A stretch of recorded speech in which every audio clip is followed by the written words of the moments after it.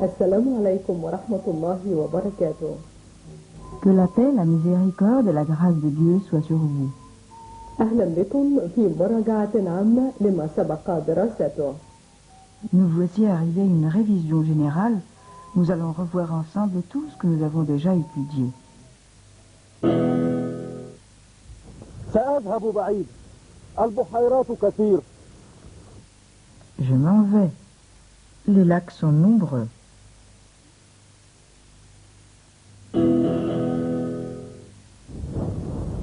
الشلالات بديعة.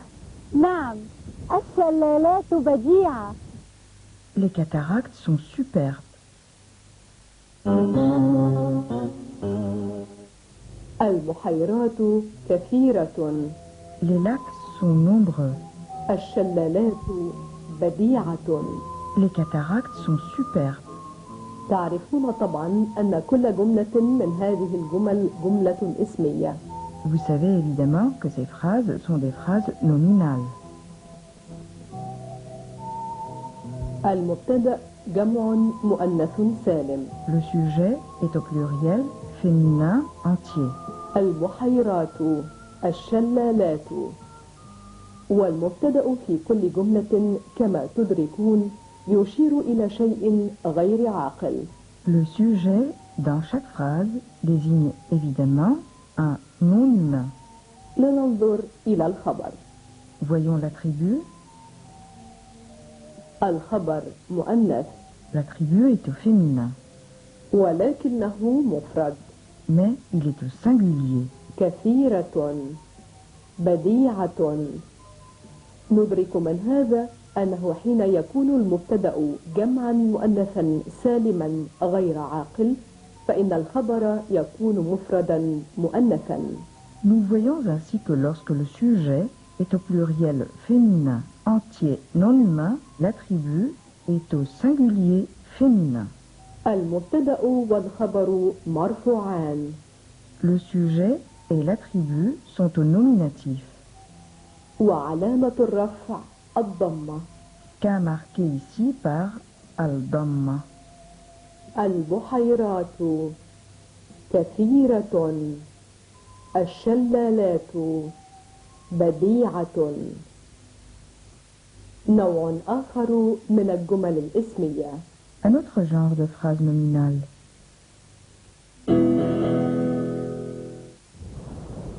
الأبرار داخلون الجنة بإذن الله. Les hommes bons entreront au paradis si Dieu le veut. والفجار ذاهبون إلى الجحيم. Les libertins iront en enfer.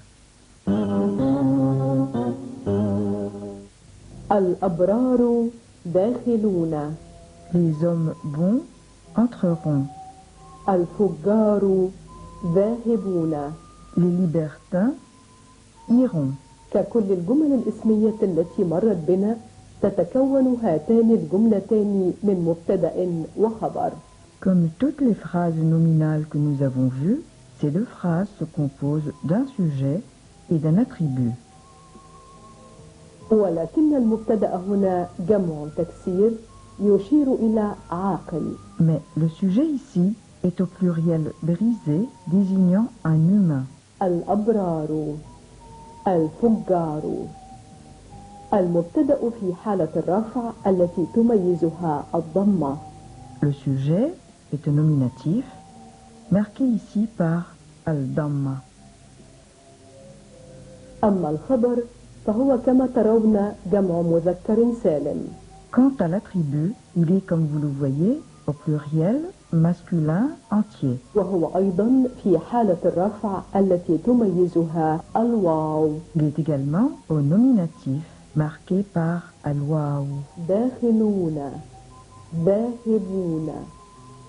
في الجمل الاسمية التي يكون فيها المبتدأ جمع تكسير عاقل.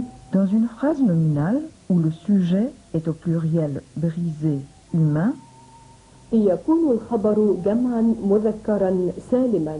l'attribut est au pluriel masculin entier. ماذا لو كان المبتدأ جمع تكسير يدل على غير عاقل؟ Et si le sujet était un pluriel brisé désignant un non-humain? لنرى معا. Voyons ensemble. نعم، الجبال بعيدة. الجبال بعيدة. Les montagnes sont lointaines. الجبال بعيدة جملة اسمية. Les montagnes sont lointaines. Phrase nominale. المبتدأ جمع تكسير يدل على غير عاقل. Le sujet est un pluriel brisé désignant un non-humain. انظروا إلى الخبر. Voyez l'attribut. نعم، الخبر مؤنث مفرد. Oui, l'attribut est au féminin singulier. الجملة كما تلاحظون في حالة الرفع وتميزها الضمة. La phrase, comme vous le remarquez, est un nominatif, marqué ici par al-damma. نواصل مراجعتنا للجمل الاسمية. Poursuivons notre révision des phrases nominales.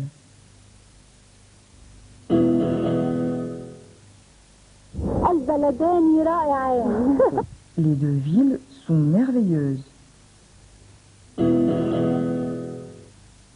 لا، الشقيقان مختلفان. الشقيقان مختلفان.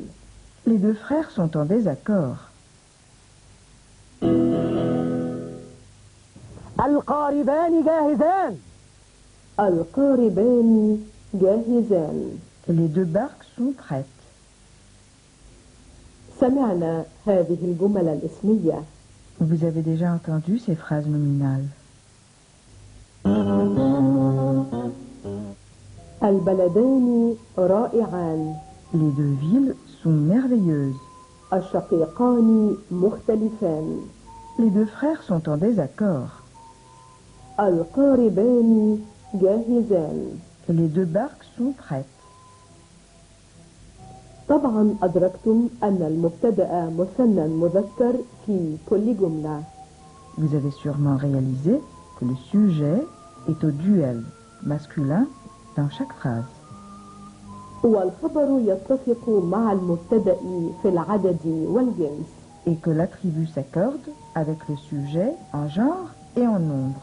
والمبتدأ والخبر في حالة الرفع التي تميزها هنا الألف. Et aussi que le sujet et l'attribut sont au nominatif, cas marqué ici par al-alif. البلدان رائعان.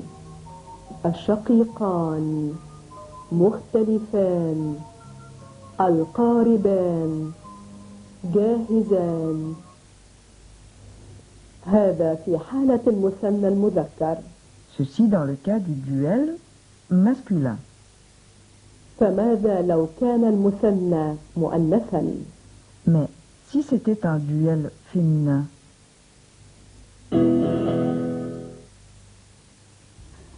الزهرتان بديعتان.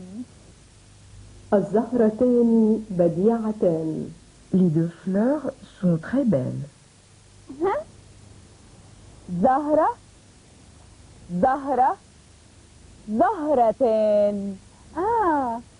الزهرتان بديعتان.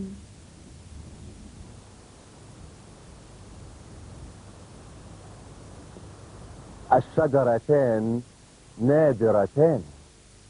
الشجرتان نادرتان. Les deux arbres sont rares. الزهرتان بديعتان. Les deux fleurs sont très belles. الشجرتان نادرتان. Les deux arbres sont rares. الخبر كما ترون يتفق مع المبتدأ في العدد والجنس. Vous voyez, l'attribut s'accorde avec le sujet en genre et en nombre. المبتدأ والخبر مرفوعان ويميز حالة الرفع الحرف ألف. Le sujet et l'attribut sont au nominatif, cas marqué ici par la lettre alif. حالة أخرى من حالات الجمل الاسمية. Voyons d'autres exemples de phrases nominales. الليل والنهار مسخران بأمر الله لصالح الإنسان. La nuit et le jour sont au service de l'homme selon l'ordre de Dieu. الليل والنهار مسخران. La nuit et le jour sont au service. إنها جملة اسمية تبدأ باسم. C'est une phrase nominale qui commence donc par un nom. الليل مبتدأ مفرد مذكر. La nuit, sujet, singulier, masculin. En arabe, bien sûr. النهار مفرد مذكر. Le jour, singulier, masculin. وصلنا الكلمتين بالحرف واو. Les deux mots sont reliés par la lettre waouh. الليل والنهار. La nuit et le jour. هذا التكوين نقل إلينا معنى مثنى. Cette structure nous donne le sens d'un duel. ولذا يكون الخبر مثنى مذكرا. C'est pourquoi l'attribut sera un duel masculin. مسخران. Au service. الليل والنهار مسخران. نفس الطريقة في حالة المؤنث. Même chose dans le cas du féminin.